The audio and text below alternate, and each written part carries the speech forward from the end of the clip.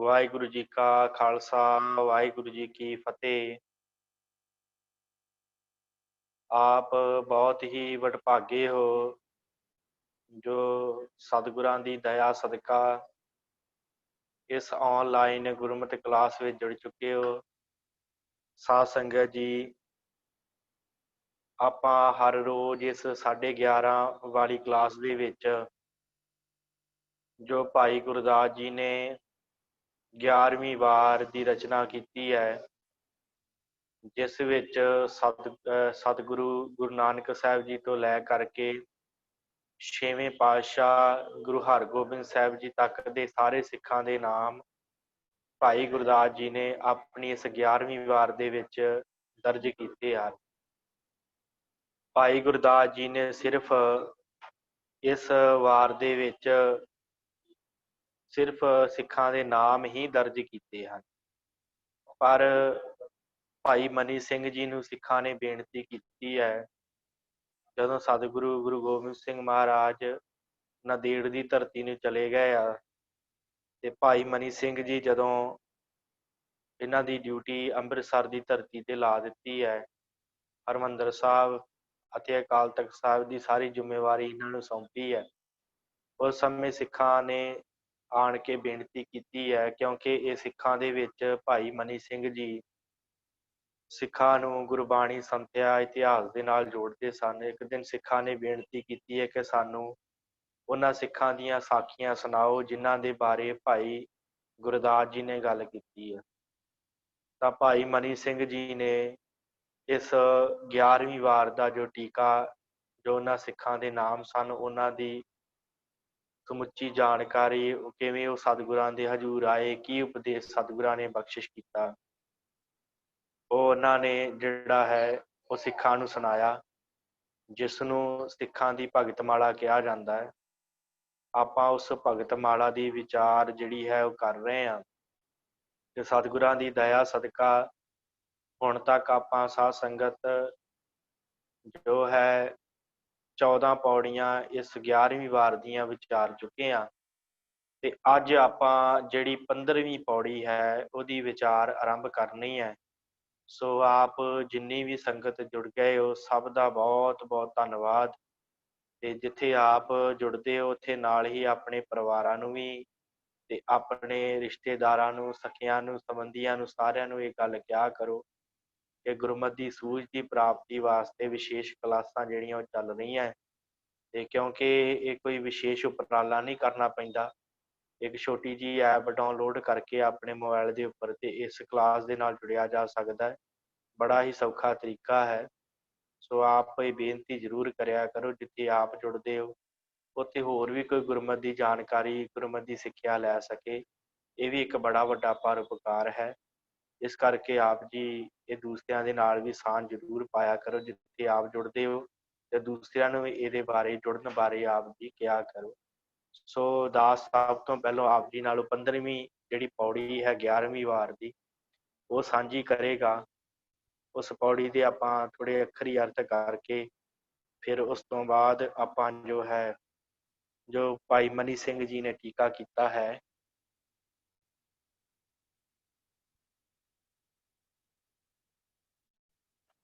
ਵਾਹਿਗੁਰੂ, ਹਾਂਜੀ 15ਵੀਂ ਪੌੜੀ ਆਪ ਜੀ ਦੀ ਸਕਰੀਨ ਉੱਤੇ ਆ ਗਈ ਹੈ। ਸੋ ਭਾਈ ਗੁਰਦਾਸ ਜੀ ਬਖਸ਼ਿਸ਼ ਕਰਦੇ ਆ, ਕਹਿੰਦੇ ਆ, ਪਾਰੋ ਜੁਲਕਾ ਪਰਮਹੰਸ ਪੂਰੇ ਸਤਿਗੁਰ ਕਿਰਪਾ ਧਾਰੀ, ਮੱਲੂ ਸਾਹੀ ਸੂਰਮਾ ਵੱਡਾ ਭਗਤ ਭਾਈ ਕੇਦਾਰੀ, ਦੀਪਾ ਦੇਉ ਨਾਰਾਇਣ ਦਾਸ ਬੂਲੇ ਦੇ ਜਾਈਏ ਬਲਿਹਾਰੀ, ਲਾਲ ਸੁਲਾਲੂ ਬੁੱਧਵਾਨ ਦੁਰਗਾ ਜੀਵੰਤ ਪਰ ਉਪਕਾਰੀ, ਜੱਗਾ ਧਰਨੀ ਜਾਣੀਐ ਸੰਸਾਰੂ ਨਾਲੇ ਨਿਰੰਕਾਰੀ, ਖਾਨੂ ਮਈਆ ਪਿਓ ਪੁੱਤ ਹੈ ਗੁਣ ਗਾਹਕ ਗੋਵਿੰਦ ਭੰਡਾਰੀ, ਜੋਧ ਰਸੋਈਆ ਦੇਵਤਾ ਗੁਰ ਸੇਵਾ ਕਰ ਦੁੱਤਰ ਤਾਰੀ, ਪੂਰੇ ਸਤਿਗੁਰ ਕਿਰਪਾ ਧਾਰੀ। ਸੋ ਇਹ ਸਿੱਖਾਂ ਦੇ ਨਾਮ ਹਨ। ਪਹਿਲਾ ਨਾਮ ਹੈ ਭਾਈ ਪਾਰੋ ਜੁਲਕਾ ਪਰਮਹੰਸ ਦੀ ਉਪਾਧੀ ਜਿਨ੍ਹਾਂ ਨੂੰ ਪ੍ਰਾਪਤ ਹੋਈ। ਜਿਨ੍ਹਾਂ ਦੇ ਉੱਤੇ ਪੂਰੇ ਸਤਿਗੁਰੂ ਗੁਰੂ ਅੰਗਦ ਦੇਵ ਪਾਤਸ਼ਾਹ ਨੇ ਕਿਰਪਾ ਕੀਤੀ ਤੇ ਜਿਨ੍ਹਾਂ ਨੂੰ ਪਰਮਹੰਸ ਦੀ ਉਪਾਧੀ ਪ੍ਰਾਪਤ ਹੋਈ। ਮੱਲੂ ਸ਼ਾਹੀ ਸੂਰਮਾ ਹੈ, ਸਿਪਾਹੀ ਹੈ ਮੁਗਲ ਸੈਨਾ ਦੇ ਵਿੱਚ, ਤੇ ਬੜਾ ਵੱਡਾ ਭਗਤ ਹੈ ਭਾਈ ਕੇਦਾਰੀ। ਮੱਲੂ ਸ਼ਾਹੀ ਤੇ ਕੇਦਾਰੀ ਭਗਤ ਦੂਸਰੀ ਪੰਕਤੀ ਦੇ ਵਿੱਚ। ਤੀਸਰੀ ਪੰਕਤੀ ਦੇ ਵਿੱਚ ਹੈ ਦੀਪਾ ਦੇਵ, ਨਾਰਾਇਣ ਦਾਸ ਤੇ ਬੂਲਾ। ਤਿੰਨ ਸਿੱਖ ਹਨ, ਦੀਪਾ ਦੇਵ, ਨਾਰਾਇਣ ਦਾਸ, ਬੂਲੇ ਦੇ ਜਾਈਏ ਬਲਿਹਾਰੀ। ਸਤਿਗੁਰੂ ਕਹਿੰਦੇ, ਵਾਹਿਗੁਰੂ ਭਾਈ ਗੁਰਦਾਸ ਜੀ ਕਹਿੰਦੇ ਇਹਨਾਂ ਦੇ ਬਲਿਹਾਰ ਨੇ ਜਾਈਏ, ਜਿਨ੍ਹਾਂ ਨੇ ਸਿੱਖੀ ਪ੍ਰਾਪਤ ਕੀਤੀ ਤੇ ਜੀਵਨ ਸਵਾਰਿਆ। ਲਾਲ ਸੋ ਲਾਲੂ ਬੁੱਧੀਵਾਨ, ਦੁਰਗਾ ਜੀਵੰਦ ਪਰਉਪਕਾਰੀ। ਲਾਲੂ ਬੁੱਧੀਵਾਨ, ਦੁਰਗਾ ਤੇ ਜੀਵੰਦ, ਇਹ ਤਿੰਨ ਸਿੱਖ ਬੜੇ ਪਰਉਪਕਾਰੀ ਹੋਏ ਹਨ। ਜੱਗਾ ਧਰਨੀ ਜਾਣੀ ਹੈ, ਸੰਸਾਰੂ ਨਾਲੇ ਨਿਰੰਕਾਰੀ। ਇਹ ਜੱਗਾ ਧਰਨੀ ਇਹਦਾ ਨਾਮ ਹੈ। ਇਹ ਸੰਸਾਰੂ ਨਾਲੇ ਨਿਰੰਕਾਰੀ, ਨਾਲੇ ਸੰਸਾਰ ਵੀ ਇਹਨੇ ਆਪਣਾ ਕਲਿਆਣ ਕੀਤਾ ਤੇ ਨਾਲੇ ਜਿਹੜਾ ਹੈ ਨਿਰੰਕਾਰ ਦੇ ਨਾਲ ਵੀ ਜੁੜਿਆ। ਖਾਨੂ ਮਈਆ ਪਿਓ ਪੁੱਤ ਹੈ, ਖਾਨੂ ਤੇ ਮਈਆ ਦੋਵੇਂ ਪਿਓ ਪੁੱਤ ਹੈ। ਗੁਣ ਗਾਹਕ ਗੋਵਿੰਦ ਭੰਡਾਰੀ, ਉਸ ਪਰਮਾਤਮਾ ਦੇ ਇਹਨਾਂ ਨੇ ਗੁਣ ਗਾਏ। ਤੇ ਗੋਵਿੰਦ ਭੰਡਾਰੀ ਜਿਹੜਾ ਹੈ ਇੱਕ ਇਹ ਸਿੱਖ ਹੈ ਜਿਹੜਾ ਸਤਿਗੁਰਾਂ ਦੇ ਕੋਲ ਆਇਆ। ਜੋਧ ਰਸੋਈਆ ਦੇਵਤਾ, ਗੁਰ ਸੇਵਾ ਕਰ ਦੁੱਤਰ ਤਾਰੀ। ਜੋਧ ਰਸੋਈਆ ਹੈ ਗੁਰੂ ਅੰਗਦ ਸਾਹਿਬ ਸੱਚੇ ਪਾਤਸ਼ਾਹ ਜੀ ਦਾ, ਤੇ ਦੇਵਤਾ ਸਰੂਪ ਹੋ ਗਿਆ ਗੁਰੂ ਅੰਗਦ ਸਾਹਿਬ ਨੂੰ ਮਿਲ ਕੇ। ਗੁਰ ਸੇਵਾ ਕਰ ਦੁੱਤਰ ਤਾਰੀ, ਗੁਰੂ ਦੀ ਸੇਵਾ ਕਰਕੇ ਇਹਨੇ ਆਪਣਾ ਜੀਵਨ ਸਫਲ ਕੀਤਾ ਹੈ। ਪੂਰੇ ਸਤਿਗੁਰ ਪੈਰ ਸਵਾਰੀ, ਇਹਨਾਂ ਸਾਰਿਆਂ ਦੀ ਪੂਰੇ ਸਤਿਗੁਰੂ ਕਿਹੜੇ ਹਨ? ਗੁਰੂ ਅੰਗਦ ਸਾਹਿਬ ਮਹਾਰਾਜ ਦੂਸਰੇ ਪਾਤਸ਼ਾਹ, ਜਿਨ੍ਹਾਂ ਨੇ ਇਹਨਾਂ ਦੇ ਉੱਤੇ ਪਰਉਪਕਾਰ ਕਰਕੇ ਇਹਨਾਂ ਦਾ ਜੀਵਨ ਜਿਹੜਾ ਹੈ ਉਹ ਬਦਲ ਦਿੱਤਾ। ਇਹਨਾਂ ਦੇ ਜੀਵਨ ਦੇ ਵਿੱਚ ਸਤਿਗੁਰਾਂ ਨੇ ਐਸੀ ਕਿਰਪਾ ਕੀਤੀ ਕਿ ਇਹਨਾਂ ਦਾ ਜੀਵਨ ਜਿਹੜਾ ਬਹੁਤ ਚੰਗਾ ਹੋ ਗਿਆ ਤੇ ਮੁਕਤੀ ਨੂੰ ਪ੍ਰਾਪਤ ਹੋਏ। ਸੋ ਇਹ ਸਿੱਖ ਹਨ ਜਿਨ੍ਹਾਂ ਦੀ ਆਪਾਂ ਅੱਜ ਵਿਚਾਰ ਕਰਨੀ ਹੈ। ਪਾਰੋ ਜੁਲਕਾ, ਮੱਲੂ ਸ਼ਾਹੀ, ਭਾਈ ਕੇਦਾਰੀ, ਦੀਪਾ ਦੇਵ, ਨਾਰਾਇਣ ਦਾਸ, ਬੂਲਾ, ਫਿਰ ਲਾਲੂ ਬੁੱਧਵਾਨ, ਦੁਰਗਾ ਜੀਵੰਦ, ਜੱਗਾ ਧਰਨੀ, ਖਾਨੂ ਮਈਆ ਦੋਵੇਂ ਪਿਓ ਪੁੱਤ, ਗੋਵਿੰਦ ਭੰਡਾਰੀ, ਇਹ ਹੈ ਗੋਵਿੰਦ ਭੰਡਾਰੀ ਇਹਦਾ ਨਾਮ ਹੈ ਸਿੱਖ ਦਾ, ਤੇ ਭਾਈ ਜੋਧ ਜੋ ਸਤਿਗੁਰਾਂ ਦਾ ਰਸੋਈਆ ਲਾਂਗਰੀ ਹੈ। ਇਹਨਾਂ ਦੇ ਬਾਰੇ ਆਪਾਂ ਜਿਹੜੀ ਹੈ ਹੁਣ ਗੱਲਬਾਤ ਕਰਨੀ ਹੈ। ਸੋ ਸਭ ਤੋਂ ਪਹਿਲਾਂ ਆਪ ਜੀ ਦੀ ਸਕਰੀਨ ਤੇ ਸੀ ਜੋ ਭਾਈ ਪਾਰੋ, ਜਿਨ੍ਹਾਂ ਨੂੰ ਪਰਮਹੰਸ ਦੀ ਉਪਾਧੀ ਮਿਲੀ ਹੈ। ਵਾਹਿਗੁਰੂ ਪਾਰੋ ਜੁਲਕਾ ਇਹਨਾਂ ਦਾ ਨਾਮ ਸੀ, ਤੇ ਇਹ ਡੱਲ ਪਿੰਡ ਸੁਲਤਾਨਪੁਰ ਲੋਧੀ ਦੇ ਨੇੜੇ ਹੈ। ਡੱਲਾ ਪਿੰਡ, ਉੱਥੋਂ ਚੱਲ ਕੇ ਗੁਰੂ ਅੰਗਦ ਸਾਹਿਬ ਸੱਚੇ ਪਾਤਸ਼ਾਹ ਜੀ ਸ਼ਰਨ ਆਏ ਆ, ਤੇ ਆਣ ਕਰਕੇ ਸਤਿਗੁਰਾਂ ਦੇ ਹਜ਼ੂਰ ਇਹਨਾਂ ਨੇ ਅਰਦਾਸ ਕੀਤੀ ਆ, ਬੇਨਤੀ ਕੀਤੀ ਹੈ ਕਿ ਹੇ ਗਰੀਬ ਨਵਾਜ਼ ਸੱਚੇ ਪਾਤਸ਼ਾਹ, ਮੈਨੂੰ ਇਹ ਦੱਸੋ ਕਿ ਪਰਮਹੰਸ ਕਿਸ ਤਰ੍ਹਾਂ ਦੇ ਹੁੰਦੇ ਆ। ਪਰਮਹੰਸਾਂ ਦਾ ਕੀ ਜੀਵਨ ਹੁੰਦਾ ਹੈ, ਉਹਨਾਂ ਦੇ ਬਾਰੇ ਦੱਸੋ। ਸਤਿਗੁਰਾਂ ਨੇ ਬਖਸ਼ਿਸ਼ ਕੀਤੀ, ਬਚਨ ਹੋਇਆ। ਗੁਰੂ ਅੰਗਦ ਸਾਹਿਬ ਸੱਚੇ ਪਾਤਸ਼ਾਹ ਜੀ ਨੇ ਕਿਹਾ ਕਿ ਤੈਨੂੰ ਅਸੀਂ ਪਰਮਹੰਸ ਦੀ ਸਾਖੀ ਸੁਣਾਉਣੀ ਆ ਭਾਈ, ਤੇ ਜੇ ਤੂੰ ਮਨ ਵਿੱਚ ਵਸਾਵੇਂਗਾ ਤੇ ਤੇਰਾ ਵੀ ਭਲਾ ਹੋਵੇਗਾ, ਤੇ ਤੇਰੀ ਜਿਹੜੀ ਸੰਗਤ ਕਰੂਗਾ ਤੇਰੀ, ਉਹਦਾ ਵੀ ਭਲਾ ਹੋਊਗਾ, ਉਹਦਾ ਵੀ ਜੀਵਨ ਜਿਹੜਾ ਆ ਉਹ ਤਰ ਜਾਊਗਾ ਆਪਣੇ ਜੀਵਨ ਦੇ ਵਿੱਚ, ਉਹ ਵੀ ਮੁਕਤੀ ਨੂੰ ਪ੍ਰਾਪਤ ਹੋਵੇਗਾ।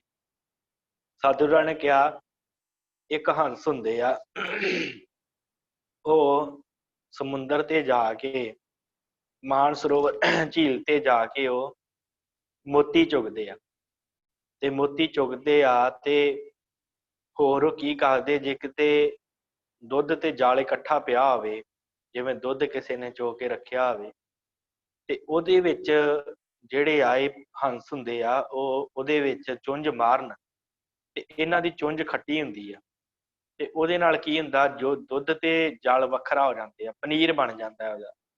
ਤੇ ਫਿਰ ਜਿਹੜੀਆਂ ਫੁੱਟੀਆਂ ਹੁੰਦੀਆਂ ਪਨੀਰ ਦੀਆਂ, ਉਹਨਾਂ ਨੂੰ ਛਕ ਕੇ, ਉਹਨਾਂ ਨੂੰ ਖਾ ਕੇ, ਤੇ ਜਿਹੜੇ ਹੰਸ ਹੁੰਦੇ ਆ ਉੱਡ ਜਾਂਦੇ ਆ, ਤੇ ਜਿਹੜਾ ਪਾਣੀ ਆ ਉਹ ਉੱਥੇ ਦਾ ਉੱਥੇ ਰਹਿ ਜਾਂਦਾ। ਭਾਵ ਜਿਹੜੇ ਹੰਸ ਹੁੰਦੇ ਆ, ਪਰਮਹੰਸ ਹੁੰਦੇ ਆ, ਉਹ ਇਸ ਤਰ੍ਹਾਂ ਦੁੱਧ ਨੂੰ ਤੇ ਪਾਣੀ ਨੂੰ ਵੱਖ ਕਰ ਦਿੰਦੇ ਆ, ਤੇ ਵੱਖ ਕਰਕੇ ਦੇ ਵਿੱਚੋਂ ਦੁੱਧ ਲੈ ਕੇ ਉੱਡ ਜਾਂਦੇ। ਇਸੇ ਤਰ੍ਹਾਂ ਗੁਰਸਿੱਖ ਜਿਹੜੇ ਹੁੰਦੇ ਉਹ ਪਰਮਹੰਸ ਹੁੰਦੇ ਆ। ਸਤਿਗੁਰੂ ਜੀ ਉਹ ਕਿਵੇਂ ਹੁੰਦੇ ਆ ਪਰਮਹੰਸ, ਇਹ ਵੀ ਸਮਝਾਓ।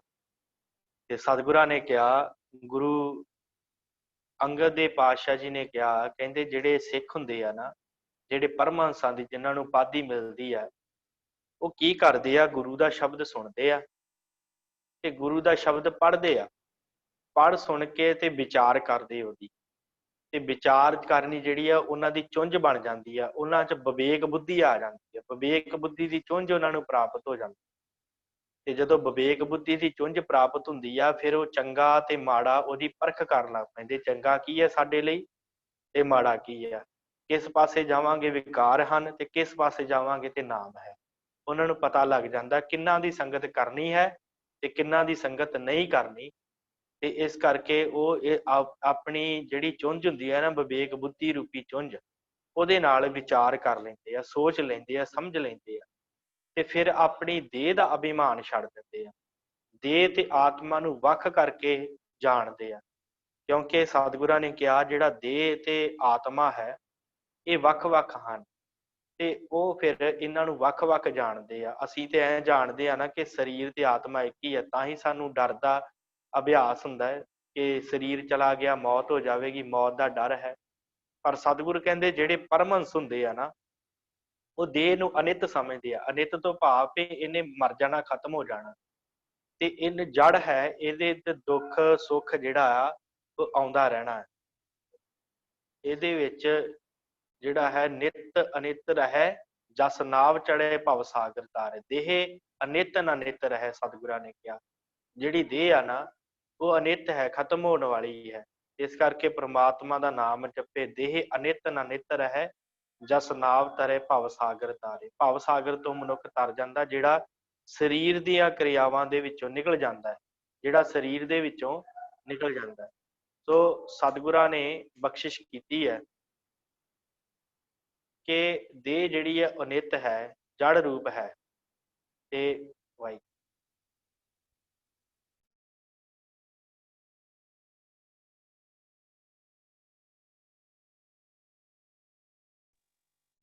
ਵਾਹਿਗੁਰੂ, ਤੇ ਉਹਨਾਂ ਨੇ ਕਿਹਾ ਕਿ ਜਿਹੜਾ ਸਰੀਰ ਹੈ ਉਹਨੂੰ ਤੇ ਦੇਹ ਨੂੰ ਵੱਖਰਾ ਕਰਕੇ ਜਾਣਦੇ, ਸਰੀਰ ਨੂੰ ਤੇ ਆਤਮਾ ਨੂੰ। ਆਤਮੇ ਦੇ ਵਿੱਚ ਉਹਨਾਂ ਨੂੰ ਆਨੰਦ ਹੁੰਦਾ, ਉਹਨੂੰ ਪਤਾ ਹੁੰਦਾ ਕਿ ਜਿਹੜਾ ਦੇਹ ਹੈ, ਸਰੀਰ ਜਿਹੜਾ ਹੈ, ਇਹਨੂੰ ਦੁੱਖ ਵੀ ਆਉਣਾ ਹੈ, ਸਰੀਰ ਨੇ ਮਰਨਾ ਵੀ ਹੈ, ਸਰੀਰ ਨੇ ਖਤਮ ਵੀ ਹੋਣਾ ਹੈ, ਸਰੀਰ ਦੇ ਵਿੱਚ ਕਈ ਤਰ੍ਹਾਂ ਦੇ ਜਿਹੜੇ ਰੋਗ ਵੀ ਪੈਦਾ ਹੋਣੇ ਆ, ਤੇ ਸਰੀਰ ਜਿਹੜਾ ਹੈ ਇਹ ਸਦਾ ਲਈ ਨਹੀਂ ਹੈ। ਇਸ ਕਰਕੇ ਇਹ ਜਿਹੜੇ ਸਿੱਖ ਹੁੰਦੇ ਆ ਉਹ ਇਸ ਗੱਲ ਨੂੰ ਜਾਣ ਲੈਂਦੇ ਆ, ਸਮਝ ਲੈਂਦੇ ਆ ਕਿ ਭਾਈ ਜਿਹੜਾ ਸਰੀਰ ਹੈ ਇਹਨੇ ਦੁਖੀ ਵੀ ਹੋਣਾ ਹੈ, ਤੇ ਸਰੀਰ ਦੇ ਵਿੱਚ ਕਈ ਤਰ੍ਹਾਂ ਦੀਆਂ ਹੋਰ ਵੀ ਪ੍ਰੋਬਲਮਸ ਆਉਣੀਆਂ। ਤੇ ਇਸ ਕਰਕੇ ਉਹ ਜਾਣਦੇ ਆ ਕਿ ਅਸੀਂ ਦੇਹ ਨਹੀਂ ਹਾਂ, ਅਸੀਂ ਆਤਮਾ ਹਾਂ, ਅਸੀਂ ਅਨਿੱਤ ਹਾਂ। ਵਾਹਿਗੁਰੂ ਅਸੀਂ ਨਿੱਤ ਹਾਂ, ਅਸੀਂ ਸਦੀਵ ਕਾਲ ਦੇ ਉੱਤੇ ਜਿਹੜਾ ਉਹ ਰਵਾਂਗੇ। ਇਸ ਤਰ੍ਹਾਂ ਫਿਰ ਉਹ ਆਪਣੇ ਕਰਮ ਜਿਹੜੇ ਉਹ ਕਰਦੇ ਆ, ਤੇ ਫਿਰ ਉਹ ਕਰਮ ਕਰਦੇ ਹੋਏ ਇਸ ਤੋਂ ਵੱਖਰੇ ਰਹਿੰਦੇ ਆ, ਤੇ ਫਿਰ ਵੱਖਰੇ ਰਹਿ ਕੇ ਆਨੰਦ ਪ੍ਰਾਪਤ ਕਰਦੇ। ਤੇ ਸਤਿਗੁਰ ਕਹਿੰਦੇ ਫਿਰ ਆਨੰਦ ਕਿਹੜਾ ਪ੍ਰਾਪਤ ਕਰਦੇ ਆ, ਜਿਵੇਂ ਕਹਿੰਦੇ ਕਿ ਕੋਈ 36 ਪ੍ਰਕਾਰ ਦੇ ਭੋਜਨ ਬਣੇ ਹੋਣ, ਤੇ ਭੋਜਨ ਬਣੇ ਹੋਣ ਤੇ ਉਹਨਾਂ 36 ਪ੍ਰਕਾਰ ਦੇ ਭੋਜਨ ਬਣਾਉਣ ਵਾਲਾ ਉਹਨਾਂ ਦੀ ਸਮੈਲ ਲੈ ਕੇ ਆਖੇ ਮੈਂ ਬੜਾ ਤ੍ਰਿਪਤ ਹੋਇਆ, ਮੈਨੂੰ ਬੜਾ ਆਨੰਦ ਆਇਆ। ਤੇ ਸਤਿਗੁਰ ਕਹਿੰਦੇ ਉਹਨੂੰ ਆਨੰਦ ਨਹੀਂ ਆਵੇਗਾ, ਆਨੰਦ ਉਸ ਮਨੁੱਖ ਨੂੰ ਆਵੇਗਾ ਜਿਹੜਾ ਉਹ ਭੋਜਨ ਛਕੇਗਾ, ਜਿਹੜਾ ਉਸ ਭੋਜਨ ਨੂੰ ਖਾਵੇਗਾ। ਇਸੇ ਤਰ੍ਹਾਂ ਸਤਿਗੁਰੂ ਕਹਿੰਦੇ ਜਿਵੇਂ ਕਿਸੇ ਝੋਲੇ ਦੇ ਵਿੱਚ, ਕਿਸੇ ਬੈਗ ਦੇ ਵਿੱਚ ਕੱਪੜੇ ਪਏ ਹੋਣ, ਤੇ ਉਹ ਕੱਪੜੇ ਪਏ ਹੋਏ ਬੈਗ ਦੇ ਆਨੰਦ ਨਹੀਂ ਆਏਗਾ, ਪਰ ਜਿਹੜਾ ਉਹਨਾਂ ਕੱਪੜਿਆਂ ਨੂੰ ਪਹਿਨੇਗਾ ਉਹਨੂੰ ਆਨੰਦ ਆਵੇਗਾ। ਤੇ ਇਸੇ ਤਰ੍ਹਾਂ ਜਿਹੜੇ ਭਗਤ ਜਨ ਹੁੰਦੇ ਆ, ਜਿਹੜੇ ਪਰਮਹੰਸ ਹੁੰਦੇ ਆ, ਉਹ ਆਪਣੀ ਆਤਮਾ ਨੂੰ ਜਿਹੜਾ ਹੈ ਨਾ ਪਰਮਾਤਮਾ ਦੇ ਨਾਮ 'ਚ ਰੰਗਦੇ ਆ। ਉਹ ਫਿਰ ਜਿਹੜੇ ਕਾਗਜ਼ਾਂ ਦੇ ਉੱਤੇ ਜਿੰਨੇ ਮਰਜ਼ੀ ਸ਼ਲੋਕ ਲਿਖੇ ਆ, ਵੱਡੇ ਵੱਡੇ ਗ੍ਰੰਥ ਲਿਖੇ ਆ, ਉਹਨਾਂ ਦਾ ਸੁੱਖ, ਉਹਨਾਂ ਦਾ ਆਨੰਦ ਉਹਨਾਂ ਕਾਗਜ਼ਾਂ ਨੂੰ ਜਾਂ ਉਹਨਾਂ ਗ੍ਰੰਥਾਂ ਨੂੰ ਨਹੀਂ ਹੈ, ਪਰ ਜਿਹੜਾ ਉਹਨਾਂ ਨੂੰ ਪੜ੍ਹਦਾ ਹੈ ਤੇ ਪੜ੍ਹਨ ਦੇ ਨਾਲ ਵਿਚਾਰਦਾ ਹੈ, ਉਹਨੂੰ ਉਹਦਾ ਸੁੱਖ, ਉਹਨੂੰ ਉਹਦਾ ਆਨੰਦ ਪ੍ਰਾਪਤ ਹੁੰਦਾ ਹੈ। ਤੇ ਇਸ ਤਰ੍ਹਾਂ ਜਿਹੜੇ ਪਰਮਹੰਸ ਹੁੰਦੇ ਆ, ਉਹ ਆਪਣੇ ਸਰੀਰ ਦੇ ਵਿੱਚ ਆਪਣੇ ਆਪ ਨੂੰ ਜਾਣਦੇ ਆ, ਪਰ ਇਸ ਤੋਂ ਵੱਖ ਰਹਿੰਦੇ ਆ, ਤੇ ਵੱਖ ਰਹਿੰਦਿਆਂ ਹੋਇਆ ਵੀ ਉਹ ਨਾਮ ਜਪਦੇ ਆ, ਨਾਮ ਜਪ ਕੇ ਜਿਹੜਾ ਹੈ ਲਾਹਾ ਖੱਟਦੇ ਆ। ਜਿਵੇਂ ਭੋਜਨ ਬਣਾਉਣ ਵਾਲੇ ਨੂੰ ਉਹ ਸਮੈਲ ਲੈਣ ਵਾਲੇ ਨਾਲ ਤ੍ਰਿਪਤੀ ਨਹੀਂ ਹੁੰਦੀ, ਤੇ ਜੇ ਉਹ ਭੋਜਨ ਖਾਵੇਗਾ ਤੇ ਉਹਨੂੰ ਤ੍ਰਿਪਤੀ ਹੁੰਦੀ ਹੈ। ਇਸੇ ਤਰ੍ਹਾਂ ਪਰਮਹੰਸ ਜਿਹੜੇ ਹੁੰਦੇ ਆ ਨਾਮ ਰੂਪੀ ਭੋਜਨ ਛਕਦੇ ਆ, ਤੇ ਨਾਮ ਰੂਪੀ ਭੋਜਨ ਛਕਣ ਤੋਂ ਬਾਅਦ ਆਨੰਦ ਪ੍ਰਾਪਤ ਕਰਦੇ, ਤੇ ਫਿਰ ਨਾਮ ਰੂਪੀ ਬਸਤਰ ਪਹਿਨਦੇ ਆ। ਤੇ ਉਹ ਬਸਤਰ ਪਹਿਨ ਕੇ ਆਨੰਦ ਪ੍ਰਾਪਤ ਕਰਦੇ ਆ। ਫਿਰ ਉਹ ਗੁਰੂ ਦੀ ਬਾਣੀ ਨੂੰ ਪੜ੍ਹਦੇ ਆ, ਸੁਣਦੇ ਆ, ਭਾਵੇਂ ਕਿ ਕਾਗਜ਼ਾਂ ਦੇ ਉੱਤੇ ਗੁਰੂ ਦੀ ਬਾਣੀ ਲਿਖੀ ਹੈ, ਪਰ ਕਾਗਜ਼ਾਂ ਨੂੰ ਤੇ ਕੋਈ ਆਨੰਦ ਨਹੀਂ। ਜਿਹੜਾ ਮਨੁੱਖ ਪੜ੍ਹੇਗਾ ਉਹਨੂੰ ਆਨੰਦ ਪ੍ਰਾਪਤ ਹੋਏਗਾ। ਇਸ ਕਰਕੇ ਉਹ ਗੁਰੂ ਦੀ ਬਾਣੀ ਨੂੰ ਪੜ੍ਹਦੇ ਆ, ਸੁਣਦੇ ਆ, ਸਮਝਦੇ ਆ, ਤੇ ਫਿਰ ਉਹ ਮਨੁੱਖ ਜਿਹੜੇ ਆ ਉਹ ਪਰਮਹੰਸ ਹੋ ਜਾਂਦੇ। ਫਿਰ ਉਹ ਮਨੁੱਖਾਂ ਦੇ ਜੀਵਨ ਦੇ ਵਿੱਚ ਕਿਸੇ ਤਰ੍ਹਾਂ ਦਾ ਕੋਈ ਦੁੱਖ ਨਹੀਂ ਆਉਂਦਾ। ਫਿਰ ਉਹ ਦੁੱਖ ਨੂੰ ਵੀ ਜਰਦੇ ਆ। ਉਹਨਾਂ ਨੂੰ ਪਤਾ ਲੱਗ ਜਾਂਦਾ ਕਿ ਦੁੱਖ ਤੇ ਸਰੀਰ ਦੇ ਹਨ ਤੇ ਮੈਂ ਆਤਮਾ ਹਾਂ, ਤੇ ਆਤਮਾ ਨੂੰ ਕੋਈ ਦੁੱਖ ਨਹੀਂ ਹੁੰਦਾ। ਫਿਰ ਇਸੇ ਤਰ੍ਹਾਂ ਹੀ ਗੁਰੂ ਅੰਗਦ ਸਾਹਿਬ ਜੀ ਦੇ ਸਮੇਂ ਭਾਈ ਪਾਰੋ ਜੀ ਜੁਲਕਾ ਇਸੇ ਤਰ੍ਹਾਂ ਵਿਚਰੇ ਤੇ ਪਰਮਹੰਸ ਦੀ ਇਹਨਾਂ ਪਦਵੀ ਪ੍ਰਾਪਤ। ਫਿਰ ਆਪਾਂ ਉਸ ਦਿਨ ਸਾਖੀ ਵਿਚਾਰੀ ਸੀ ਕਿ ਗੁਰੂ ਅਮਰਦਾਸ ਸੱਚੇ ਪਾਤਸ਼ਾਹ ਦੀ ਸੰਗਤ 'ਚ ਵੀ ਆਉਂਦੇ ਰਹੇ ਗੋਇੰਦਵਾਲ ਵਿਖੇ, ਤੇ ਇੱਥੇ ਆਣ ਕੇ ਸਤਿਗੁਰਾਂ ਨੂੰ ਕਿਹਾ ਸੀ ਕਿ ਸਤਿਗੁਰੂ ਮੈਂ ਜਪਣਾ ਹੈ ਨਾਮ। ਸਤਿਗੁਰਾਂ ਨੇ ਕਿਹਾ ਭਾਈ ਜੀਭ ਦੇ ਨਾਲ ਜਪ। ਤੇ ਫਿਰ ਆਨੰਦ ਬਹੁਤ ਆਇਆ। ਤੇ ਇਹਨੇ ਕਿਹਾ ਜੀ ਮੈਂ ਜੀਭ ਦੇ ਨਾਲ ਵੀ ਜਪਦਾ। ਤੇ ਹੁਣ ਸਤਿਗੁਰਾਂ ਨੇ ਕਿਹਾ ਕਿ ਤੂੰ ਸਵਾਸ ਦੇ ਨਾਲ ਜਪ। ਇਹਨੇ ਸਵਾਸਾਂ ਦੇ ਨਾਲ ਜਪਣਾ ਸ਼ੁਰੂ ਕੀਤਾ। ਬਹੁਤ ਆਨੰਦ ਆਇਆ। ਫਿਰ ਸਤਿਗੁਰਾਂ ਦੇ ਕੋਲ ਆਏ, ਕਹਿੰਦੇ ਸਤਿਗੁਰੂ ਹੋਰ ਕਿਰਪਾ ਕਰੋ। ਸਤਿਗੁਰਾਂ ਨੇ ਕਿਹਾ ਹਿਰਦੇ ਦੇ ਵਿੱਚੋਂ ਜਪ। ਦਿਲ ਦਾ ਧੜਕਦਾ ਹੈ ਨਾ, ਦਿਲ ਜਦੋਂ ਦਿਲ ਧੜਕੇ ਉਦੋਂ ਵਾਹਿਗੁਰੂ ਵਾਹਿਗੁਰੂ ਕਰਨਾ ਹੈ, ਦਿਲ ਦੇ ਧੜਕਣ ਦੇ ਨਾਲ। ਤੇ ਇਹਨੇ ਜਾ ਕੇ ਉਹੀ ਕੀਤਾ। ਬਹੁਤ ਆਨੰਦ ਪ੍ਰਾਪਤ ਹੋਇਆ। ਫਿਰ ਸਤਿਗੁਰਾਂ ਦੇ ਕੋਲ ਇੱਕ ਸਮੇਂ ਆਏ, ਆ ਕੇ ਕਿਹਾ ਸਤਿਗੁਰੂ ਬਹੁਤ ਆਨੰਦ ਹੈ, ਇਸ ਤੋਂ ਅਗਲੀ ਅਵਸਥਾ ਜਿਹੜੀ ਉਹ ਦਿਓ। ਤੇ ਸਤਿਗੁਰੂ ਗੁਰੂ ਅਮਰਦਾਸ ਸੱਚੇ ਪਾਤਸ਼ਾਹ ਨੇ ਕਿਹਾ ਚੱਲ ਸਿੱਖਾ ਤੇਰੇ ਹੁਣ ਨਾ ਧੁਨੀ ਦੇ ਵਿੱਚੋਂ ਜਿੱਥੋਂ ਅਸੀਂ ਸਵਾਸ ਸ਼ੁਰੂ ਕਰਦੇ ਆਰੰਭ ਕਰਦੇ ਹਾਂ, ਜਿਹੜੀ ਪਰਾਬਾਣੀ ਜਿੱਥੋਂ ਆਰੰਭ ਹੁੰਦੀ ਆ ਉੱਥੋਂ ਤੂੰ ਜਪਿਆ ਕਰੇਗਾ। ਉੱਥੋਂ ਜਪਣਾ ਸ਼ੁਰੂ ਕਰ ਦਿੱਤਾ। ਕੁਝ ਸਮਾਂ ਪਿਆ। ਫਿਰ ਸਤਿਗੁਰਾਂ ਦੇ ਕੋਲ ਆਏ ਗੁਰੂ ਅਮਰਦਾਸ ਪਾਤਸ਼ਾਹ ਕੋਲ ਕਿ ਸਤਿਗੁਰੂ ਹੋਰ ਕਿਰਪਾ ਕਰੋ। ਤੇ ਸਤਿਗੁਰਾਂ ਨੇ ਕਿਹਾ ਚੱਲ ਤੂੰ ਰੋਮ ਰੋਮ ਦੇ ਨਾਲ, ਸਰੀਰ ਤੇ ਜਿੰਨੇ ਵੀ ਤੇਰੇ ਰੋਮ ਹਨ ਉਹਨਾਂ ਦੇ ਨਾਲ ਜਪਿਆ ਕਰੇਗਾ। ਜਪਣਾ ਸ਼ੁਰੂ ਕੀਤਾ। ਸਮਾਂ ਪਿਆ। ਫਿਰ ਸਤਿਗੁਰਾਂ ਦੇ ਕੋਲ ਆਏ ਕਿ ਸਤਿਗੁਰੂ ਹੋਰ ਕਿਰਪਾ ਕਰੋ। ਤੇ ਸਤਿਗੁਰਾਂ ਨੇ ਕਿਹਾ ਹੁਣ ਤੈਨੂੰ ਜਿਹੜਾ ਹੈ ਬਾਹਰ ਵੀ ਨਾਮ ਹੀ ਸੁਣਿਆ ਕਰੇਗਾ ਤੇ ਅੰਦਰ ਵੀ ਤੇਰੇ ਨਾਮ ਹੀ ਸੁਣਿਆ ਕਰੇਗਾ। ਸੰਸਾਰ ਦੀ ਹਰ ਚੀਜ਼ ਦੇ ਵਿੱਚ ਤੈਨੂੰ ਨਾਮ ਹੀ ਸੁਣਿਆ ਕਰੇਗਾ। ਬਹੁਤ ਆਨੰਦ ਜਾਣਿਆ। ਫਿਰ ਇੱਕ ਦਿਨ ਆਏ, ਸਤਿਗੁਰਾਂ ਨੂੰ ਕਿਹਾ ਸਤਿਗੁਰੂ ਬਹੁਤ ਆਨੰਦ ਪ੍ਰਾਪਤ ਹੋਇਆ, ਇਸ ਤੋਂ ਅਗਲੀ ਕੋਈ ਅਵਸਥਾ ਹੈਗੀ ਤੇ ਦੱਸੋ। ਤੇ ਸਤਿਗੁਰੂ ਗੁਰੂ ਅਮਰਦਾਸ ਸੱਚੇ ਪਾਤਸ਼ਾਹ ਨੇ ਕਿਹਾ ਕਿ ਤੁਸੀਂ ਸੱਚੀ ਸਤਿਗੁਰੂ ਗੁਰੂ ਅੰਗਦ ਸਾਹਿਬ ਦੇ ਬਚਨਾਂ ਦੇ ਨਾਲ ਤੁਸੀਂ ਪਰਮਹੰਸ ਹੋ ਗਏ। ਹੁਣ ਤੁਹਾਨੂੰ ਤੁਹਾਡਾ ਤੇ ਮੇਰੇ ਸਰੀਰ ਦੇ ਵਿੱਚ ਸਿਰਫ ਇਸ ਸਰੀਰ ਦਾ ਹੀ ਅੰਤਰ ਰਹਿ ਗਿਆ ਤੇ ਤੁਸੀਂ ਸਾਡਾ ਰੂਪ ਹੋ ਗਏ। ਇੱਕ ਮੰਜੀ ਇਹਨਾਂ ਨੂੰ ਦਿੱਤੀ ਸੀ ਤੇ ਫਿਰ ਇਹ ਵੀ ਕਿਹਾ ਸੀ ਕਿ ਹੁਣ ਆਪ ਜੀ ਜਿਹੜਾ ਹੈ ਆਪਣੇ ਸਰੀਰ ਦਾ ਤਿਆਗ ਕਰ ਦਿਓ ਤੇ ਇਸ ਤੋਂ ਬਾਅਦ ਤੁਸੀਂ ਸਾਡਾ ਹੀ ਰੂਪ ਹੋ ਜਾਓ ਜੇ ਹੋਰ ਆਨੰਦ ਲੈਣਾ। ਫਿਰ ਸਤਿਗੁਰਾਂ ਨੇ ਇਹਨਾਂ ਨੂੰ ਇੱਕ ਮੰਜੀ ਵੀ ਦਿੱਤੀ ਸੀ। ਮੰਜੀ ਤੋਂ ਭਾਵ ਸਤਿਗੁਰਾਂ ਨੇ ਇਹਨਾਂ ਨੂੰ ਇੱਕ ਪ੍ਰਚਾਰਕ ਥਾਪਿਆ ਸੀ ਜਿਸ ਦੇ ਉੱਤੇ ਬੈਠ ਕੇ ਪ੍ਰਚਾਰ ਕਰਦੇ ਸਨ ਗੁਰੂ ਘਰ ਦਾ। ਤੇ ਇਹ ਇੱਕ ਮੰਜੀ ਇਹਨਾਂ ਨੂੰ ਪ੍ਰਾਪਤ ਹੋਈ ਸੀ ਜੋ ਸਤਿਗੁਰੂ ਗੁਰੂ ਅਮਰਦਾਸ ਸੱਚੇ ਪਾਤਸ਼ਾਹ ਨੇ ਮੰਜੀ ਪ੍ਰਥਾ ਦੀ ਜਿਹੜੀ ਸਥਾਪਨਾ ਕੀਤੀ। ਤੇ ਫਿਰ ਇਹ ਜਿਹੜੇ ਪਰਮਹੰਸ ਜੋ ਪਾਰੋ ਪਰਮਹੰਸ ਸਨ, ਇਹਨਾਂ ਨੇ ਆਪਣਾ ਜੀਵਨ ਇਸ ਤਰ੍ਹਾਂ ਬਤੀਤ ਕੀਤਾ ਤੇ ਆਪਣੇ ਅਖੀਰਲੇ ਸਵਾਸ ਤਿਆਗਣ ਵੇਲੇ ਇਹਨਾਂ ਨੇ ਆਪਣਾ ਸਾਰਾ ਕੁਝ ਜੋ ਵੀ ਸੀ ਦਾਨ ਕਰ ਦਿੱਤਾ। ਤੇ ਇੱਕ ਜਿਹੜੀ ਘੋੜੀ ਸੀ ਇਹਨਾਂ ਦੇ ਕੋਲ, ਉਹ ਇਹਨਾਂ ਨੇ ਗੁਰੂ ਅਮਰਦਾਸ ਸੱਚੇ ਪਾਤਸ਼ਾਹ ਦੀ ਸੇਵਾ 'ਚ ਭੇਜ ਦਿੱਤੀ ਸੀ। ਇਹ ਉਹ ਘੋੜੀ ਸੀ ਜਿਹੜੀ ਜਦੋਂ ਦਾਤੂ ਨੇ ਲੱਤ ਮਾਰੀ ਸੀ ਗੁਰੂ ਅਮਰਦਾਸ ਸੱਚੇ ਪਾਤਸ਼ਾਹ ਨੂੰ, ਤੇ ਸਤਿਗੁਰੂ ਇਸੇ ਘੋੜੀ ਤੇ ਬੈਠ ਕੇ ਚੜ੍ਹ ਕੇ ਤੇ ਬਾਸਰ ਕੇ ਜਾ ਕੇ ਤੇ ਦਰਵਾਜ਼ਾ ਬੰਦ ਕਰ ਲਿਆ ਸੀ। ਤੇ ਇਹ ਘੋੜੀ ਉੱਥੋਂ ਵਾਪਸ ਗੋਇੰਦਵਾਲ ਆ ਗਈ। ਤੇ ਫਿਰ ਇਸ ਘੋੜੀ ਨੇ ਹੀ ਬਾਬਾ ਬੁੱਢਾ ਜੀ ਤੇ ਸਾਰੀ ਸੰਗਤ ਨੂੰ ਬਾਸਰ ਕੇ ਲੈ ਕੇ ਗਏ। ਇਹੋ ਘੋੜੀ ਦੇ ਪਿੱਛੇ ਪਿੱਛੇ ਜਾ ਕੇ ਬਾਸਰ ਕੇ ਪਹੁੰਚੇ। ਸੋ ਇਸ ਤਰ੍ਹਾਂ ਦਾ ਇਹਨਾਂ ਦਾ ਜੀਵਨ ਸੀ। ਤੇ ਇਹਨਾਂ ਦੇ ਪਰਿਵਾਰ ਵਿੱਚੋਂ ਹੋਏ ਆ ਨਰੈਣ ਦਾਸ, ਭਾਈ ਪਾਰੋ ਜੀ ਦੇ ਪਰਿਵਾਰ ਵਿੱਚੋਂ, ਤੇ ਜਿਨ੍ਹਾਂ ਦੀ ਲੜਕੀ ਦਮੋਦਰੀ ਦੇ ਨਾਲ ਗੁਰੂ ਹਰਗੋਬਿੰਦ ਸਾਹਿਬ ਜੀ ਦੀ ਸ਼ਾਦੀ ਹੋਈ, ਵਿਆਹ ਹੋਇਆ, ਭਾਵ ਇਹਨਾਂ ਦੀ ਪੋਤਰੀ ਦੇ ਨਾਲ ਭਾਈ ਪਾਰੋ ਜੁਲਕਾ ਜੀ। ਸੋ ਇਹਨਾਂ ਨੂੰ ਪਰਮਹੰਸ ਹੋਣ ਦੀ ਉਪਾਧੀ ਜਿਹੜੀ ਹੈ ਉਹ ਸਤਿਗੁਰੂ ਗੁਰੂ ਅੰਗਦ ਦੇਵ ਸੱਚੇ ਪਾਤਸ਼ਾਹ ਨੇ ਬਖਸ਼ਿਸ਼ ਕੀਤੀ ਕਿ ਭਾਈ ਤੂੰ ਜੀਵਨ ਦੇ ਵਿੱਚ ਜੇ ਬਾਣੀ ਨੂੰ ਵਿਚਾਰੇਗਾ, ਸਮਝੇਗਾ, ਆਪਣੇ ਆਪ ਨੂੰ ਸਰੀਰ ਤੋਂ ਵੱਖ ਕਰਕੇ ਜਾਣੇਗਾ, ਆਤਮਾ ਸਮਝੇਗਾ, ਤੇ ਤੇਰਾ ਵੀ ਕਲਿਆਣ ਹੋਏਗਾ ਤੇ ਜਿਹੜਾ ਤੇਰੇ ਨਾਲ ਜੁੜੇਗਾ ਉਹਦਾ ਵੀ ਕਲਿਆਣ ਹੋਵੇਗਾ। ਸੋ ਇਸੇ ਤਰ੍ਹਾਂ ਇਹ ਜਿਹੜੇ ਭਾਈ ਪਾਰੋ ਜੀ ਪਰਮਹੰਸ ਸਨ, ਤਈਏ ਤਾਪ ਦੀ ਸਾਖੀ ਆਉਂਦੀ ਹੈ, ਕਹਿੰਦੇ ਕਿ ਇਹਨਾਂ ਨੇ ਹੀ ਉਸ ਤਈਏ ਤਾਪ ਨੂੰ ਬੰਨਿਆ ਸੀ, ਜਿਹੜਾ ਉਸ ਸਮੇਂ ਫੈਲਿਆ ਹੋਇਆ ਸੀ ਨਾ ਤਈਆ ਤਾਪ, ਤੇ ਉਹਨੂੰ ਬੰਨਿਆ ਸੀ ਇਸੇ ਹੀ ਤੇ ਡੱਲੇ ਲਿਆ ਕੇ ਇਹਨਾਂ ਨੇ ਬੰਨਿਆ ਸੀ। ਤੇ ਫਿਰ ਸਤਿਗੁਰੂ ਗੁਰੂ ਅਮਰਦਾਸ ਸੱਚੇ ਪਾਤਸ਼ਾਹ ਜੀ ਨੇ ਉਹਨੂੰ ਆਜ਼ਾਦ ਕੀਤਾ ਸੀ। ਇਹ ਕਿਹਾ ਸੀ ਨਾਲ ਕਿ ਭਾਈ ਜਿੱਥੇ ਮੇਰਾ ਨਾਮ ਲਿਆ ਜਾਏਗਾ ਤੇ ਉੱਥੇ ਤੂੰ ਨਹੀਂ ਜਾਣਾ, ਤੇ ਜਿਸ ਜਗ੍ਹਾ ਦੇ ਉੱਤੇ ਅੱਜ ਵੀ ਜਦੋਂ ਉਹ ਤਈਏ ਤਾਪ ਵਾਲੀ ਸਾਖੀ ਸੁਣਾਈ ਜਾਂਦੀ ਹੈ ਕਿ ਜਦੋਂ ਕਿਸੇ ਨੂੰ ਤਈਆ ਤਾਪ ਹੋਵੇ ਤੇ ਉਹ ਗੁਰੂ ਅਮਰਦਾਸ ਜੀ ਦੀ ਇਹ ਸਾਖੀ ਸੁਣਦਾ ਹੈ ਤੇ ਉਹਦਾ ਤਈਆ ਤਾਪ ਉਤਰ ਜਾਂਦਾ ਹੈ। ਸੋ ਇਸ ਤਰ੍ਹਾਂ ਦਾ ਇਹਨਾਂ ਦਾ ਜੀਵਨ ਸੀ ਭਾਈ ਪਾਰੋ ਪਰਮਹੰਸ ਹੋਣਾ। ਸੋ ਅੱਗੇ ਜਿਹੜੀ ਸਾਖੀ ਹੈ ਮੱਲੂ ਸ਼ਾਹੀ। ਇਹ ਮੱਲੂ ਸ਼ਾਹੀ ਜਿਹੜੇ ਮੁਗਲ ਸਿਪਾਹੀ ਸਨ, ਸੂਰਮੇ ਸਨ, ਬੜੇ ਵੱਡੇ ਸਿਪਾਹੀ ਸਨ ਮੁਗਲ ਸੈਨਾ ਦੇ ਵਿੱਚ।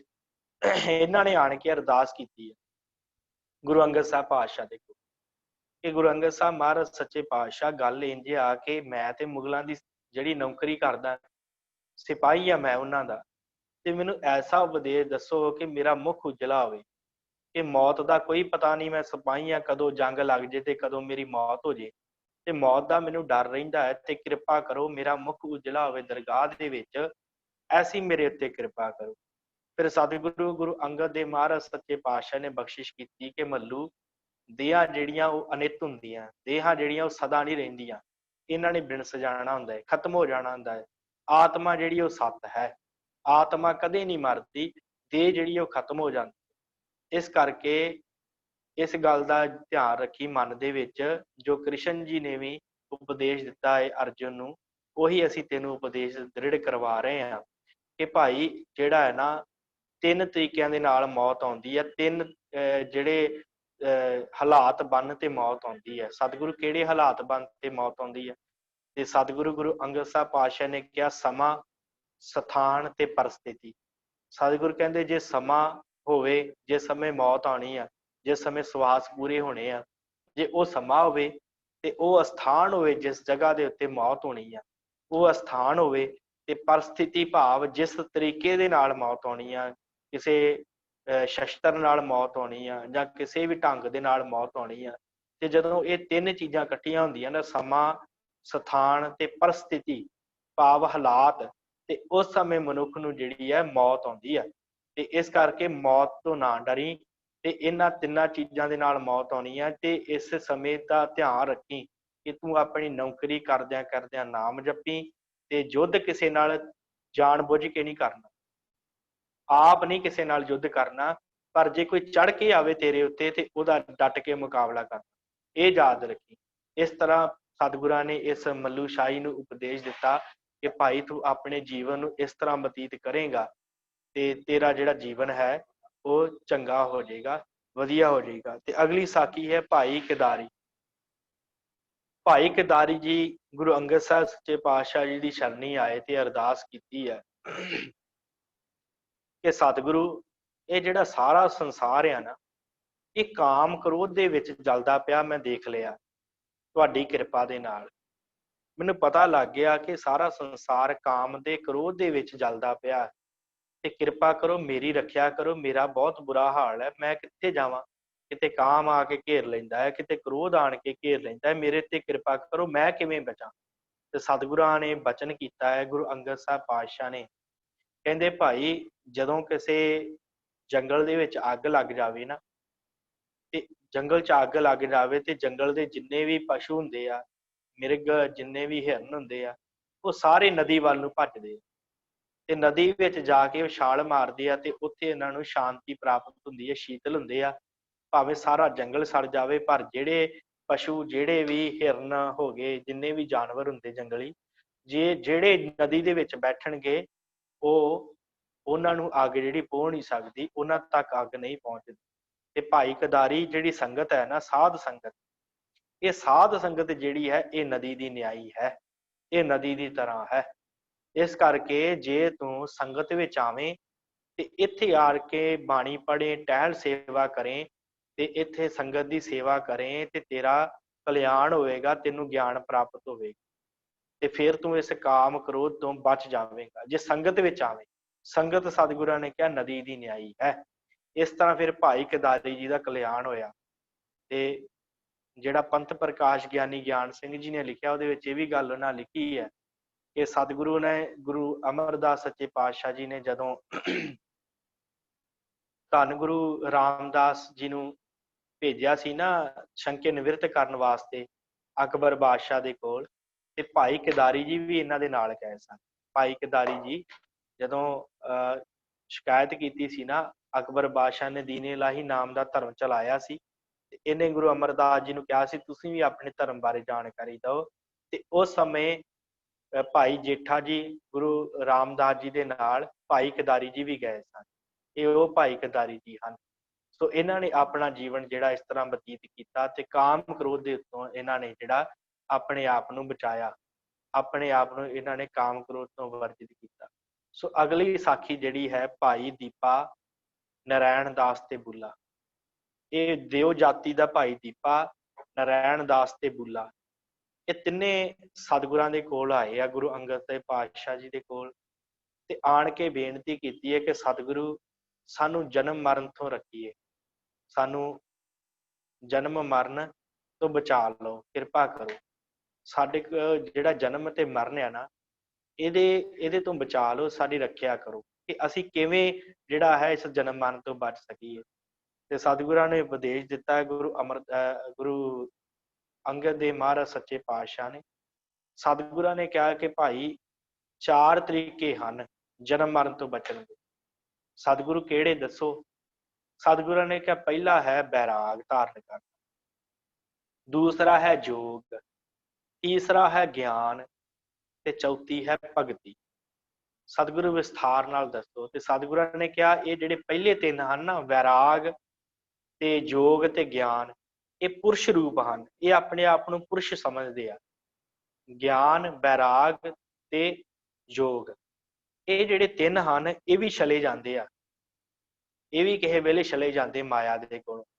ਪਰ ਜਿਹੜੀ ਭਗਤੀ ਹੈ ਨਾ, ਭਗਤੀ ਇਹ ਨਹੀਂ ਚਲੀ ਜਾਂਦੀ। ਭਗਤੀ ਕੋਈ ਨਹੀਂ ਛੱਡ ਸਕਦਾ, ਕਿਉਂਕਿ ਭਗਤੀ ਪਰਮੇਸ਼ਰ ਦੀ ਆਪਣੀ ਬਣਾਈ ਹੋਈ ਹੈ। ਇੱਕ ਮਾਇਆ ਤੇ ਦੂਸਰੀ ਭਗਤੀ। ਜਿਹੜਾ ਭਗਤੀ ਕਰਦਾ ਹੈ ਉਹਦਾ ਕਲਿਆਣ ਹੁੰਦਾ।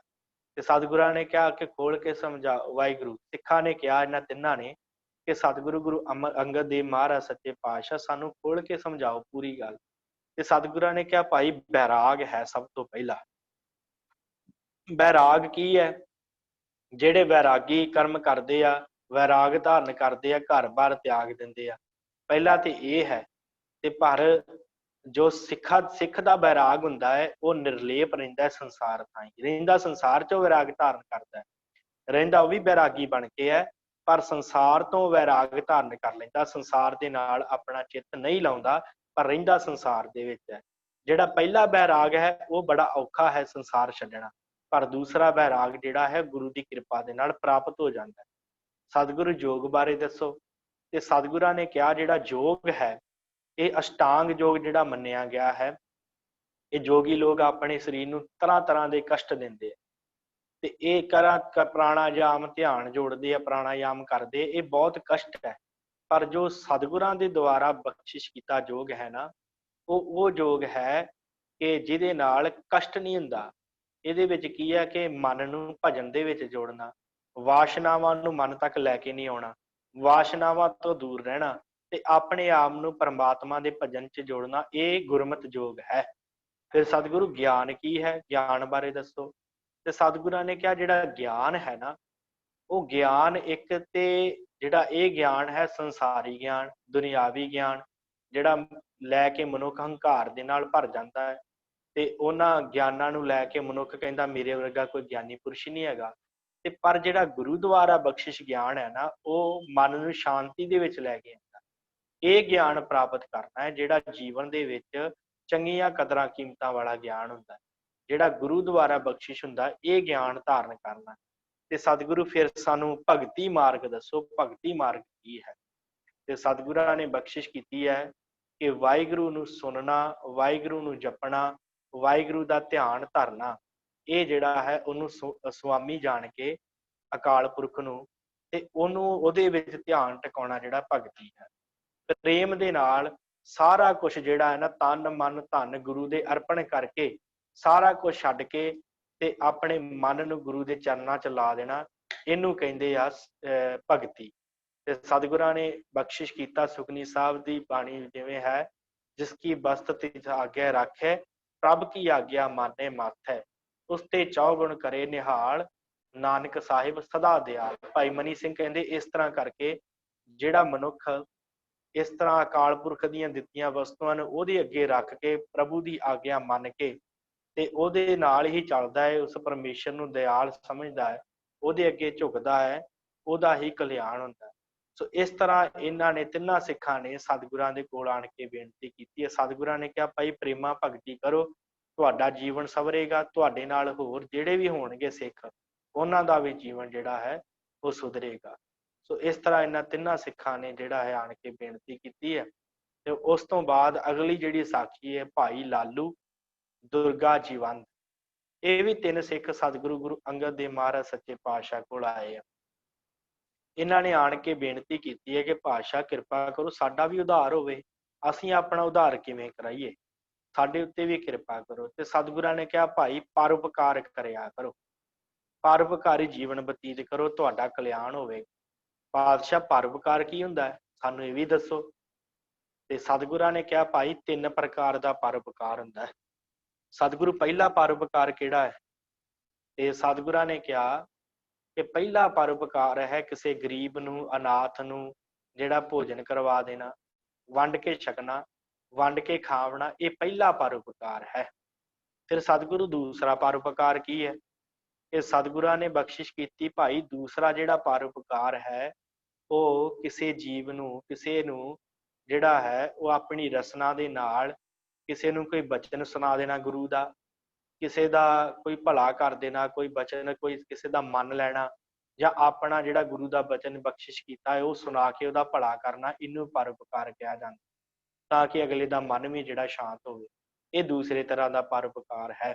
ਸਤਿਗੁਰੂ ਤੀਸਰਾ ਪਰਉਪਕਾਰ ਦੱਸੋ।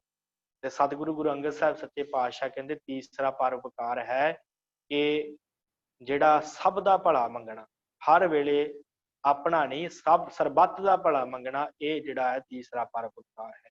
ਇਹ ਤਿੰਨ ਤਰ੍ਹਾਂ ਦੇ ਪਰਉਪਕਾਰ ਜੇ ਜੀਵਨ ਚ ਧਾਰਨ ਕਰੋਗੇ ਭਾਈ ਲਾਲੂ, ਦੁਰਗਾ ਤੇ ਜੀਵੰਤ ਜੀ, ਤੁਹਾਡਾ ਕਲਿਆਣ ਹੋਵੇਗਾ, ਤੁਹਾਨੂੰ ਜਿਹੜੀ ਸਿੱਖੀ ਪ੍ਰਾਪਤ ਹੋਏਗੀ ਜੇ ਇਸ ਤਰ੍ਹਾਂ ਆਪਣੇ ਜੀਵਨ ਨੂੰ ਜਿਹੜਾ ਹੈ ਪਰਉਪਕਾਰੀ ਕਰਕੇ ਬਤੀਤ ਕਰੋਗੇ। ਸੋ ਇਸ ਤਰ੍ਹਾਂ ਇਹਨਾਂ ਨੇ ਆਪਣਾ ਜੀਵਨ ਜਿਹੜਾ ਹੈ ਤਿੰਨਾਂ ਨੇ ਬਤੀਤ ਕੀਤਾ। ਉਸ ਤੋਂ ਬਾਅਦ ਅੱਗੇ ਹੈ ਭਾਈ ਜੱਗਾ ਧਾਰਨੀ। ਇਹ ਜੱਗਾ ਧਾਰਨੀ ਸਤਿਗੁਰਾਂ ਦੀ ਸ਼ਰਨ ਆਇਆ ਤੇ ਆਣ ਕੇ ਸਤਿਗੁਰਾਂ ਨੂੰ ਸਭ ਤੋਂ ਪਹਿਲਾਂ ਬਚਨ ਕਰਦਾ ਹੈ, ਕਹਿੰਦਾ ਕਿ ਸਤਿਗੁਰੂ ਮੈਨੂੰ ਦੱਸੋ ਕਿ ਮੈਂ ਪ੍ਰਮਾਤਮਾ ਨੂੰ ਪ੍ਰਾਪਤ ਕਰਨਾ ਤੇ ਮੈਂ ਘਰ-ਬਾਰ ਛੱਡਦਾ ਫਕੀਰ ਹੋ ਜਾ, ਮੈਨੂੰ ਪ੍ਰਮਾਤਮਾ ਦੀ ਪ੍ਰਾਪਤੀ ਹੋ ਜੇ। ਤੇ ਸਤਿਗੁਰੂ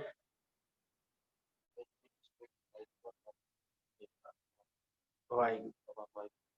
ਹਾਂਜੀ ਦਵਿੰਦਰ ਸਿੰਘ ਜੀ, ਤੁਹਾਡਾ ਨਾ ਮਾਈਕ ਨਹੀਂ ਆਉਣ ਹੈਗਾ, ਤੁਸੀਂ ਲੈਫਟ ਸਾਈਡ ਤੋਂ ਜੋ ਤੁਹਾਡੇ ਹੈਡਫੋਨ ਵਰਗੀ ਬਣੀ ਹੋਏਗੀ ਉਹਨੂੰ ਕਲਿੱਕ ਕਰੋਗੇ ਤੇ ਉਹ ਤੁਹਾਡਾ ਜਦੋਂ ਰੈੱਡ ਹੋ ਗਿਆ ਤੇ ਤੁਹਾਡਾ ਮਾਈਕ ਚੱਲ ਪਵੇਗਾ, ਪਰ ਉਹਨਾਂ ਨੂੰ ਆਵਾਜ਼ ਨਹੀਂ ਸੁਣਦੀ। ਹਾਂਜੀ ਜੱਗਾ ਧਾਰਨੀ, ਇਹ ਸਤਿਗੁਰਾਂ ਦੇ ਹਜ਼ੂਰ ਆਏ, ਇਹਨੂੰ ਕੋਈ ਜੋਗੀ ਮਿਲਿਆ ਸੀ ਤੇ ਉਹਨੇ ਕਿਹਾ ਵੀ ਭਾਈ ਤੂੰ ਘਰ-ਬਾਰ ਛੱਡ ਦੇ, ਤੇਰਾ ਉਧਾਰ ਹੋ ਜਾਊਗਾ। ਇਹ ਸਤਿਗੁਰਾਂ ਦੇ ਕੋਲ ਆ ਗਿਆ ਤੇ ਕਹਿੰਦਾ ਚਲੋ ਮੈਂ ਗੁਰੂ ਅੰਗਦ ਸਾਹਿਬ ਨੂੰ ਪੁੱਛ ਲੈਣਾ।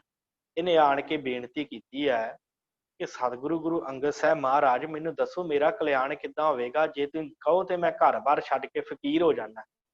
ਤੇ ਸਤਿਗੁਰੂ ਹੱਸਣ ਲੱਗ ਪਏ, ਗੁਰੂ ਅੰਗਦ ਸਾਹਿਬ ਮਹਾਰਾਜ ਸੱਚੇ ਪਾਤਸ਼ਾਹ। ਸਤਿਗੁਰੂ ਕਹਿੰਦੇ ਉਹ ਘਰ-ਬਾਰ ਕਿਉਂ ਛੱਡਣਾ ਹੈ, ਘਰ ਬੰਧਨ ਦਾ ਰੂਪ ਥੋੜੀ ਹੁੰਦਾ ਹੈ। ਇਹ ਕਹਿੰਦਾ ਜੀ ਉਹ ਤੇ ਬੜਾ ਬੰਧਨ ਹੈ ਘਰ ਦੇ ਵਿੱਚ, ਮੈਨੂੰ ਕਿਸੇ ਜੋਗੀ ਨੇ ਦੱਸਿਆ ਸੀ ਕਿ ਤੂੰ ਘਰ ਦੇ ਵਿੱਚ ਰਹੇਗਾ ਤੈਨੂੰ ਬੰਧਨ ਪਵੇਗਾ, ਤੇ ਤੂੰ ਸਭ ਤੋਂ ਪਹਿਲਾਂ ਘਰ ਤੇ ਆ ਤੇ ਫਿਰ ਜਿਹੜਾ ਉਪਦੇਸ਼ ਤੈਨੂੰ ਮੈਂ ਦੇਵਾਂਗਾ। ਤੇ ਸਤਿਗੁਰਾਂ ਨੇ ਕਿਹਾ ਕਿ ਭਾਈ ਘਰ-ਬਾਰ ਨਾ ਛੱਡ, ਘਰ ਛੱਡਿਆ ਜਿਹੜਾ ਉਧਾਰ ਨਹੀਂ ਹੁੰਦਾ। ਸਤਿਗੁਰੂ ਮੈਨੂੰ ਖੁੱਲ ਕੇ ਸਮਝਾਓ, ਗੁਰੂ ਅੰਗਦ ਸਾਹਿਬ ਮਹਾਰਾਜ ਸੱਚੇ ਪਾਤਸ਼ਾਹ।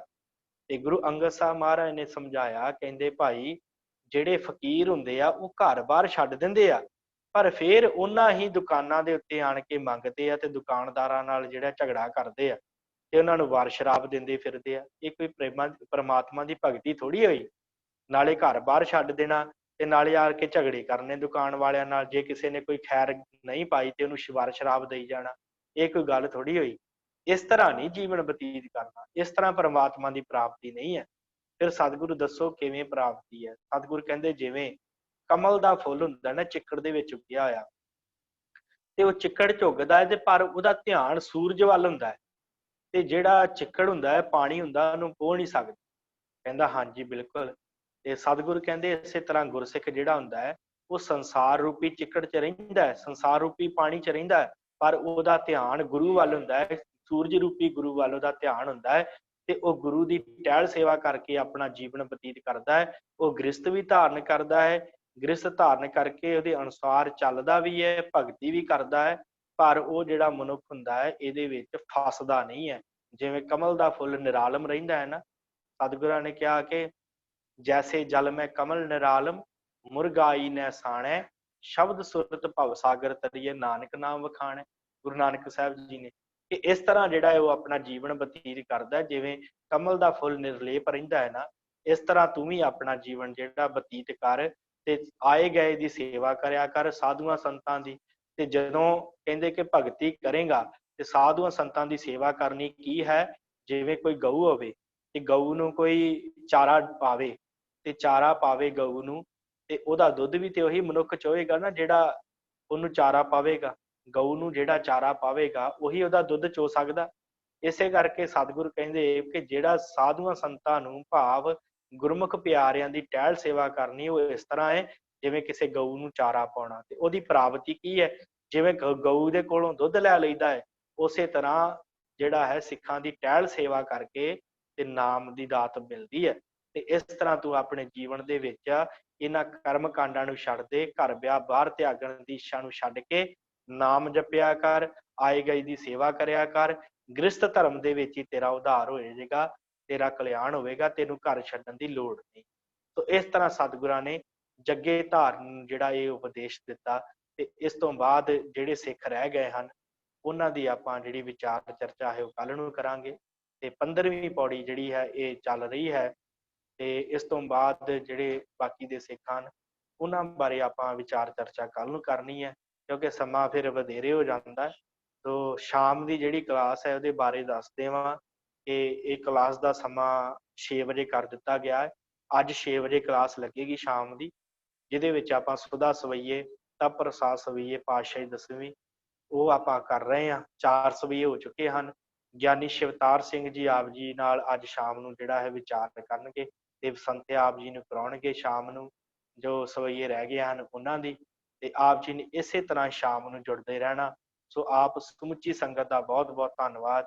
ਇੱਕ ਵਿਸ਼ੇਸ਼ ਬੇਨਤੀ ਹੈ ਸੰਗਤ ਨੂੰ, ਬੜੌਦੇ ਦੀ ਨੂੰ, ਕਿ ਗੁਰੂ ਨਾਨਕ ਨਿਊ ਗੁਰਦੁਆਰਾ ਜਿਹੜਾ ਹੈ ਉੱਥੇ ਕਥਾ ਆਸਾ ਦੀ ਵਾਰ ਸਭ ਤੋਂ ਪਹਿਲਾਂ ਤਪ ਪ੍ਰਸਾਦ ਸਵਈਏ 10 ਸਵਈਏ ਜੋ ਸਤਿਗੁਰਾਂ ਦੀ ਹਨ, ਸੁਦਾ ਸਵਈਏ ਉਹਨਾਂ ਦੀ ਵਿਚਾਰ, ਤੇ ਫਿਰ ਉਸ ਤੋਂ ਉਪਰੰਤ ਜਿਹੜੀ ਹੈ ਆਸਾ ਦੀ ਵਾਰ ਦੀ ਵਿਚਾਰ, ਕਿਉਂਕਿ ਸੰਗਤ ਆਸਾ ਦੀ ਵਾਰ ਦਾ ਕੀਰਤਨ ਵੀ ਸੁਣਦੀ ਹੈ ਤੇ ਆਸਾ ਦੀ ਵਾਰ ਪੜ੍ਹਦੀ ਵੀ ਹੈ। ਤੇ ਉਹਦੀ ਜਿਹੜੀ ਹੈ ਨਾ ਆਸਾ ਦੀ ਵਾਰ ਦੀ ਵਿਚਾਰ ਚਰਚਾ ਜਿਹੜੀ ਉੱਥੇ ਆਰੰਭ ਹੋ ਰਹੀ ਹੈ ਨਿਊ ਗੁਰਦੁਆਰੇ ਤੇ 6:30 ਤੋਂ 7 ਵਜੇ ਅੱਧਾ ਘੰਟਾ ਉਹ ਵਿਚਾਰ ਜਿਹੜੀ ਉੱਥੇ ਹੋਇਆ ਕਰੇਗੀ। ਗੁਰੂ ਨਾਨਕ ਗੁਰਦੁਆਰਾ ਅੰਮ੍ਰਿਤ ਵੇਲੇ 6:30 ਤੋਂ 7 ਵਜੇ ਤੱਕ। ਸੋ ਜਿਹੜੀ ਸੰਗਤ ਨੇੜੇ ਦੀ ਹੈ ਉੱਥੋਂ ਉਹ ਜ਼ਰੂਰ ਉੱਥੇ ਹਾਜ਼ਰੀ ਭਰੇ। ਇਸ ਤੋਂ ਇਲਾਵਾ ਅਸੀਂ ਉਸ ਕਥਾ ਨੂੰ ਜਿਹੜਾ ਹੈ ਉਹ ਫੇਸਬੁੱਕ ਉੱਪਰ ਲਾਈਵ ਵੀ ਕਰ ਦਿਆ ਕਰਾਂਗੇ, ਸੋ ਆਪ ਸੰਗਤ ਉਹਦਾ ਵੀ ਲਾਭ ਲੈ ਸਕਦੇ। 1 ਤਰੀਕ ਤੋਂ ਇਹ ਕਥਾ ਦੀ ਆਰੰਭਤਾ ਹੋਣੀ ਹੈ। ਸੋ ਜਿਹੜੀ ਨੇੜਲੀ ਸੰਗਤ ਹੈ ਉਹ ਜ਼ਰੂਰ ਗੁਰਦੁਆਰਾ ਸਾਹਿਬ ਪਹੁੰਚਿਓ। ਸੋ ਆਪ ਜੀ ਨੇ ਜੇ ਕੋਈ ਸਵਾਲ ਪੁੱਛਣਾ ਹੈ ਜੋ ਆਪਾਂ ਸਾਖੀਆਂ ਵਿਚਾਰੀਆਂ ਹਨ ਤੇ ਆਪ ਜੀ ਮਾਈਕ ਔਨ ਕਰਕੇ ਪੁੱਛ ਸਕਦੇ ਹੋ। ਵਾਹਿਗੁਰੂ ਕੁਛ ਆਇਆ ਹੈ। ਵਾਹਿਗੁਰੂ ਜੀ ਕਾ ਖਾਲਸਾ, ਵਾਹਿਗੁਰੂ ਜੀ ਕੀ ਫਤਿਹ। ਗਿਆਨੀ ਜੀ, ਵਾਹਿਗੁਰੂ ਜੀ ਕਾ ਖਾਲਸਾ, ਵਾਹਿਗੁਰੂ ਜੀ ਕੀ ਫਤਿਹ। ਇਹ ਜਿਹੜੀ ਕਥਾ ਉੱਥੋਂ ਨਾਨਕ ਗੁਰਦੁਆਰੇ ਤੋਂ ਹੋਣ ਵਾਲੀ ਆਸਾ ਦੀ ਵਾਰ ਜੀ ਦੀ, ਹਾਂਜੀ, ਉਹ ਗਿਆਨੀ ਜੀ ਜ਼ੂਮ ਤੇ ਨਹੀਂ ਹੋ ਸਕਦੀ ਐਡ? ਵਾਹਿਗੁਰੂ ਜੀ ਕੋਸ਼ਿਸ਼ ਕਰਾਂਗੇ ਜ਼ੂਮ ਤੇ ਕਰਾਉਣ ਦੀ, ਤੇ ਜੇ ਹੋ ਸਕਿਆ ਤੇ ਉਹ ਚੱਲ ਰਿਹਾ ਹੈ ਉਧਰ ਵੀ ਕੰਮ ਥੋੜਾ ਜਿਹਾ, ਤੇ ਜੇ ਹੋ ਗਿਆ ਤੇ ਅਸੀਂ ਜ਼ੂਮ ਤੇ ਵੀ ਆਨਲਾਈਨ ਕਰ ਦੇਵਾਂਗਾ। ਤੇ ਨਹੀਂ ਤੇ ਫਿਰ ਬਹੁਤ ਕਿਰਪਾ ਹੋਵੇਗੀ। ਜਿਹੜਾ ਹੈ ਉਹ YouTube ਦੇ ਉੱਪਰ ਮਿਲ ਜਾਏਗਾ, YouTube ਉੱਪਰ ਵੀ ਲਿੰਕ ਮਿਲ ਜਾ ਕਰੇਗਾ, ਤੇ Facebook ਲਿੰਕ ਵੀ ਜਿਹੜਾ ਉਹ ਸ਼ੇਅਰ ਕਰ ਦਿਆ ਕਰਾਂਗੇ। ਠੀਕ ਹੈ ਜੀ। ਹਾਂਜੀ ਹਾਂਜੀ, ਸਦਵਚਨ ਜੀ। ਜਾਨਾ ਹੀ ਇਹ ਦੀਵਾਨ ਹੋਇਆ ਕਰੇਗਾ ਉੱਥੇ। 1 ਤਰੀਕ ਤੋਂ ਆਰੰਭਤਾ ਕਰਨੀ ਹੈ। 1 ਤਰੀਕ ਤੋਂ ਅੰਮ੍ਰਿਤ ਵੇਲੇ 6:30। ਚੰਗਾ ਜੀ, ਸਦਵਚਨ। ਠੀਕ ਹੈ ਭਾਈ। ਹਾਂਜੀ,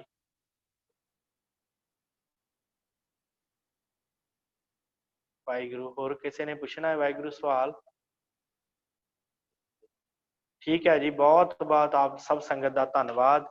ਸੋ ਇੰਨੀਆਂ ਕੁ ਬੇਨਤੀਆਂ ਪ੍ਰਵਾਨ ਕਰਨੀਆਂ। ਬੁਲਾਓ ਫਤਿਹ। ਵਾਹਿਗੁਰੂ ਜੀ ਕਾ ਵਾਹਿਗੁਰੂ ਜੀ ਕਾ ਵਾਹਿਗੁਰੂ ਖਾਲਸਾ, ਵਾਹਿਗੁਰੂ ਜੀ ਕੀ ਫਤਿਹ।